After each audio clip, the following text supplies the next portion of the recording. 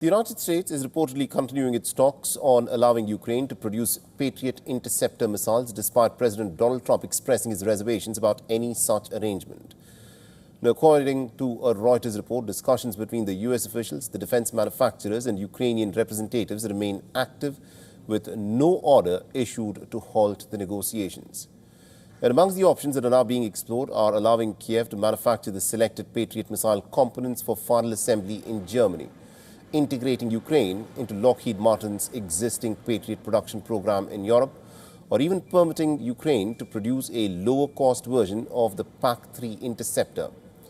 The U.S. officials say that any future agreement will place a strong emphasis on protecting American defense technology. These weapons are incredible. We have to be very careful about letting somebody build them. Now, we have not agreed to that. We're talking about it, but it's a hard thing to give away that kind of technology. And I don't think this would ever happen, but you know, those people that you give that technology, they can someday turn on you. You know, that is possible. You look at war, it's happened a couple of times over the years, right? Even if an agreement is reached, experts say that Ukraine is unlikely to receive the newly manufactured Patriot interceptors for at least about a year. Until then, Kiev will continue to depend on all allied nations supplying missiles to defend against the Russian ballistic missile attacks.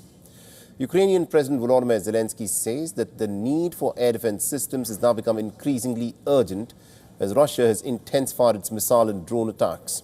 He further said that deliveries of air defense missiles from the allies have dropped dramatically, while the United Nations reports a rise in civilian casualties across Ukraine this year. There are missiles for the Patriot available around the world, and it is important that our partners make this political decision, the decision to provide the necessary packages. The United States of America knows what we need. Europe knows what we need. Anti-ballistic missiles are meant to protect people.